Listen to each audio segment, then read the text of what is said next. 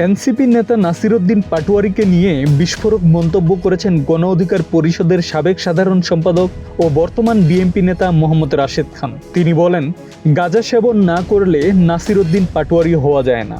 অতীতে সে জামাতে ইসলামীকে গালিগালাজ করেছে, এখন জামাতের সাথে মিতালি করে বিএনপিকে গালিগালাজ করছে।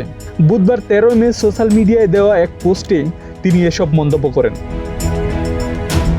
পোস্টে তিনি লিখেন, গাঁজা সেবন না করলে নাসিরউদ্দিন পাটোয়ারী হওয়া যায় না। অতীতে সে জামাতে ইসলামীকে গালিগালাজ করেছে, এখন জামাতের সাথে মিতালি করে বিএনপিকে গালিগালাজ করছে। নাসিরউদ্দিন পাটোয়ারী জামাতে ইসলামীকে বলেছে, জামাতে ইসলামী ভারতের এক্সটেনশন, সংস্কারের নামে ভণ্ডামি করছে, মুনাফিকের দল, ধর্মের নামে চেতনার ব্যবসা করছে। জামাতের মুখে এক, অন্তরে আরেক। জামাতের রাষ্ট্র ক্ষমতা যাওয়ার প্রশ্নই আসে না। তাদের রাজনৈতিক দর্শন ও অতীত আচরণ বাংলাদেশের স্বাধীনতা মানচিত্র ও জাতীয় চেতনার পরিপন্থী ইত্যাদি। পোস্টে তিনি আরও লিখেন, একটা দল সম্পর্কে এত কিছু বলার পরে আবার সেই দল থেকে আসন নিয়ে নির্বাচন করা, এটা একমাত্র গাঁজা সেবন করলেই সম্ভব।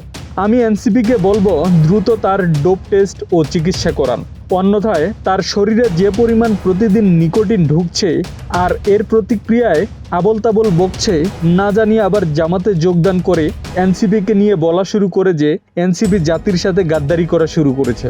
এ সময় জামাতে ইসলামীকে কটাক্ষ করে রাশেদ খান বলেন, জামাতে ইসলামী পারেও বটে, তাদের রাজনীতিকে নিয়ে একের পর এক প্রশ্ন তোলা নাসিরউদ্দিন পাটোয়ারী আজকাল তাদের আইডল, কারণ সে এখন রূপ বদলে ফেলে জামাতপন্থী হয়েছে। পডকাস্টে বলেও বেড়াচ্ছে সে নাকি শিবিরের সাথী ছিল, অথচ ক্যাম্পাসে দেখেছি সে বাম করে। এ সময় প্রশ্ন ছুড়ে রাশেদ লিখেন, একজন লোক শিবির থেকে বাম হয় কিভাবে? আব্দুস সালাম, প্রজন্ম 24।